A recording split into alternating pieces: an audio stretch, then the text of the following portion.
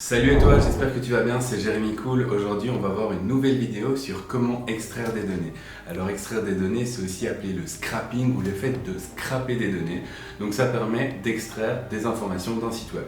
Les informations qu'on peut extraire, ça peut être par exemple un mail, un numéro de téléphone, une liste, une adresse postale, des images, une fiche produit, etc. Enfin, tu peux vraiment extraire plein de choses. On ça ensemble avec deux exemples. Le premier, on va récupérer des mails, des téléphones, etc. Et dans le deuxième, on va récupérer une sorte de fiche produit d'un service assez connu. Pour ce faire, on va utiliser une petite extension Chrome qui permet de le faire gratuitement, facilement et surtout sans devoir coder une seule ligne de code.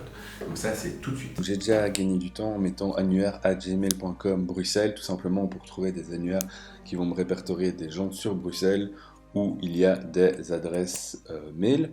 Donc voilà, on va en prendre un, toc toc, annuaire des librairies, typiquement, voilà, comme ça on prend des mails qui semblent professionnels. Donc voilà, les librairies, voilà.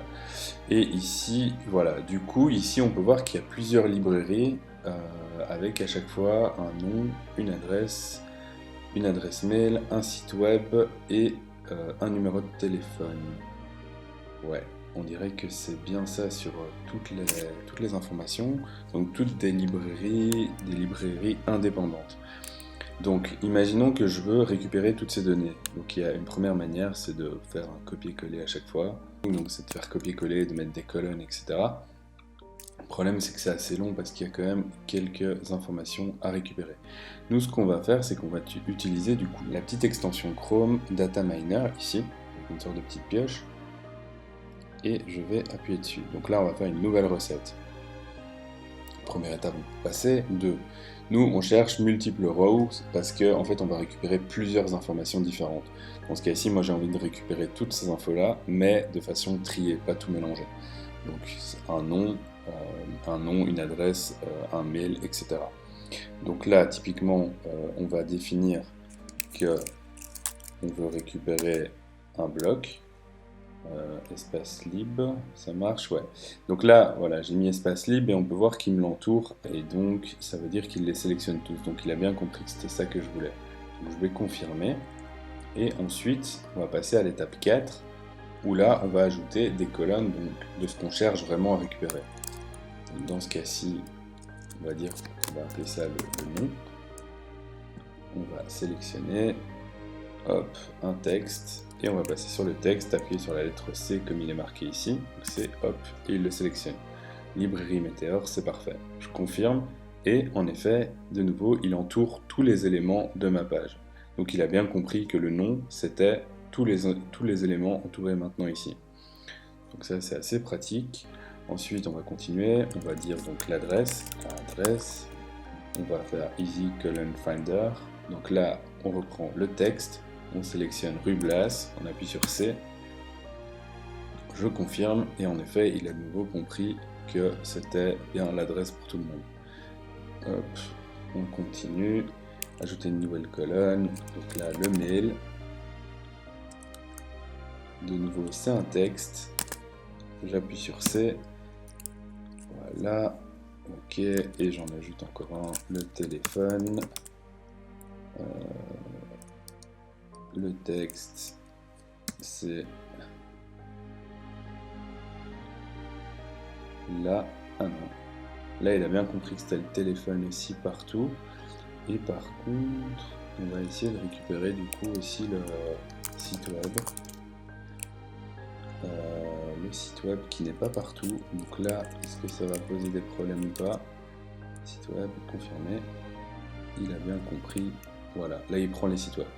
Ok, donc ensuite ce qu'on va faire, donc étape 5, navigation, ça c'est quand il y a plusieurs pages, par exemple dans ce cas-ci il y a, je pense en tout cas qu'une seule page, on va vérifier, ouais il n'y a qu'une seule page, tout est listé sur cette page, donc ça ne nous intéresse pas. Les actions, ce qu'on pourrait faire pour être sûr que tout soit chargé, en fonction de comment a été construit le site, c'est qu'on va pouvoir pré-scrap, donc avant de commencer à récupérer les données, le robot va scroller jusqu'en bas de la page, donc comme ça, pour être sûr qu'il charge tout. Donc on va le mettre dedans, même si je pense que c'est pas spécialement utile dans ce cas-là.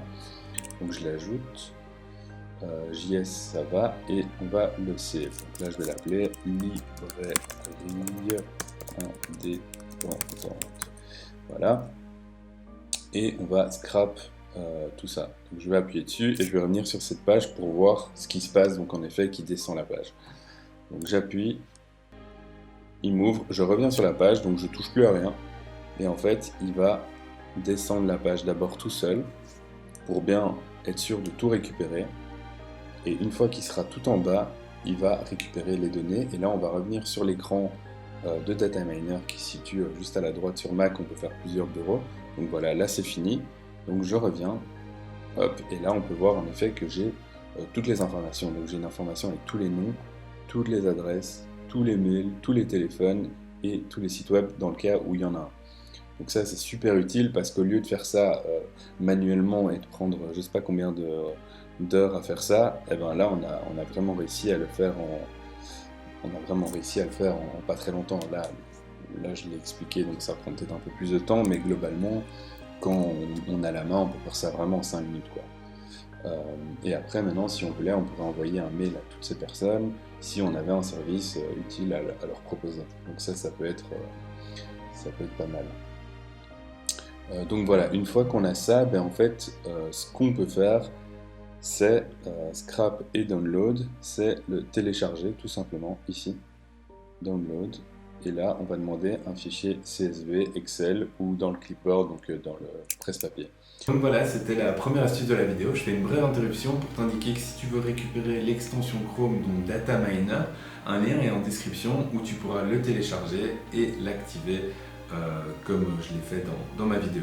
On va directement passer à l'étape 2, mais avant, si tu aimes la vidéo, n'hésite pas à liker, n'hésite pas à t'abonner et à activer la cloche de notification. Ça m'aide blindé pour le référencement YouTube et pour me faire connaître sur YouTube du coup. Donc voilà, je te laisse avec ma deuxième astuce. Pour la deuxième astuce, donc pour récupérer des informations d'une fiche produit ou plus dans ce cas-ci d'une fiche description, l'idée de ce deuxième exemple m'est venue à partir de ma première vidéo. Donc si vous ne l'avez pas encore vu, n'hésitez pas à aller la voir. 4 astuces pour espionner ses concurrents gratuitement. Vous avez été plusieurs à bien aimer cette vidéo, ça m'a fait super plaisir d'ailleurs. Merci pour vos likes et pour vos commentaires. Donc pour revenir au sujet, moi j'ai installé un petit plugin qui permet donc de voir le SEO, etc. et combien on se classe sur certains termes. Donc si je regarde, je le lance, je suis 17ème sur espionner ses concurrents. En le testant juste avant, j'étais 4ème, donc on voit que ça évolue assez souvent. Parfois je suis 12ème, etc. Et je me suis dit ça pourrait être intéressant de récupérer le classement sur par exemple espionner ses concurrents et avoir le top 17. Et en fait de ne pas avoir que ma position à moi, mais d'avoir les autres.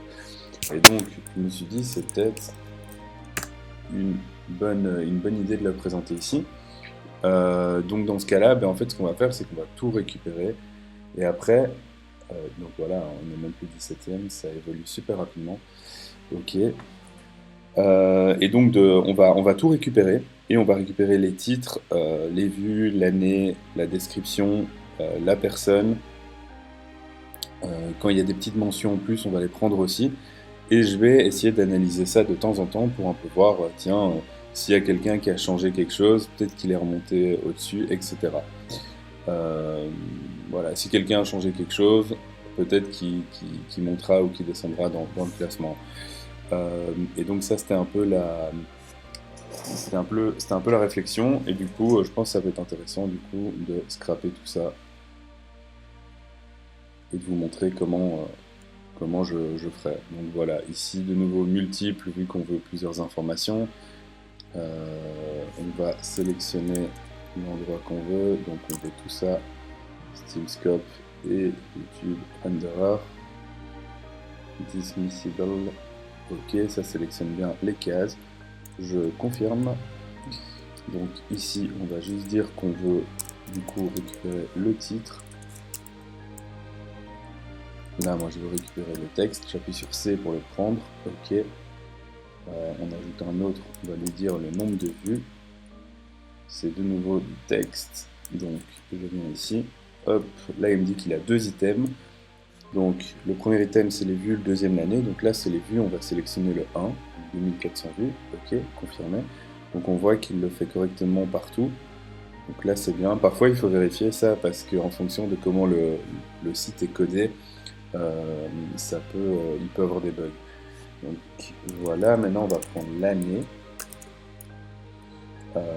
Et je vais du coup de nouveau sélectionner année ici avec C. Là du coup je prends le numéro 2, je confirme, ok. Ensuite on va prendre le créateur, qui est toujours un texte, et c'est ici, je confirme. On va prendre en même temps le lien de la vidéo, donc lien vidéo. Donc là, le lien de la vidéo, tout simplement. Là, on va pas prendre texte, on va prendre URL pour avoir le lien. Et donc là, on peut tout simplement sélectionner de nouveau le titre. Et là, en fait, on va voir qu'il ne prend pas le texte, mais bien le lien vers quoi renvoie le texte. Donc ça, c'est intéressant aussi. Voilà, je confirme. Qu'est-ce qu'on pourrait prendre d'autre? Donc, attends, hein, créateur, lien vidéo. On va prendre la description aussi. En texte ici. Comment espionner le donc c'est le deuxième parce que le premier il le considère aussi comme ceci. Et là il n'y a pas de bug. Non, ça semble ok. Et ensuite, du coup, moi j'aimerais bien. Ah, on pourrait prendre ça aussi. On pourrait prendre info complémentaire. C'est pas la. Ouais, on pourrait prendre la vignette aussi. On va essayer de prendre la vignette. Donc là, image URL. J'appuie là-dessus et on a la vignette. Super. On peut prendre aussi. Qu'est-ce qu'on peut prendre? On peut prendre les petits encadrés. Je sais pas comment on appelle ça. Je vais appeler ça supplémentaire. Parce que c'est pas partout. Je vais prendre supplémentaire nouveau ou 4K. Est-ce que je sais pas avoir les deux? Nouveau 4K, voilà, parfait. Comme ça on a tout. On a toutes les informations et pas juste un des deux mots. Ça serait un peu dommage. Et alors je me demande juste si je sais avoir la durée de la vidéo. Comme ça on a vraiment assez de data que pour comprendre, pour essayer en tout cas de comprendre l'algorithme de YouTube. Mais voilà, donc là je prends le temps de la vidéo. Et donc là, à partir de là, je vais vraiment pouvoir regarder comment tout ça est créé. Donc, on va aller sur la navigation. Il n'y a pas de navigation parce que c'est de l'infinite scroll sur... ça n'arrête pas de scroller, il n'y a pas de nav.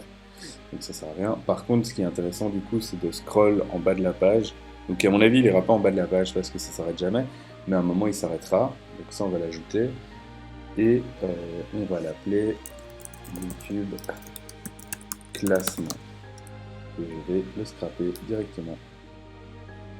Là, on va le laisser un peu travailler et voir ce que ça donne. Donc voilà, là on a tout récupéré. On peut voir que si je regarde où je suis, 2, 3, 4, 5, 6, ouais, 7 moins 1, donc je suis bien 6ème, 91 vues en 6 jours. Ok, donc là en fait je vais pouvoir analyser un peu ça et je vous tiendrai au courant. Donc voilà, là c'est une autre manière, une autre façon d'utiliser le scrapping pour un peu analyser tout ça. Et voilà, c'est déjà la fin de cette vidéo. J'espère qu'elle t'a plu, j'espère que tu as appris des choses, j'espère que ça t'a donné des idées et que tu pourras gagner du temps pour récupérer des données. Si tu as aimé cette vidéo, n'hésite pas à liker cette vidéo avec un petit pouce bleu, n'hésite pas à t'abonner, à activer la cloche de notification. Et également, si tu aimes vraiment ce genre de thématique, j'écris une newsletter dont le lien est en description. J'envoie un mail tous les lundis avec des news, des tips et des astuces, donc n'hésite pas à t'y inscrire, c'est gratuit. Et voilà.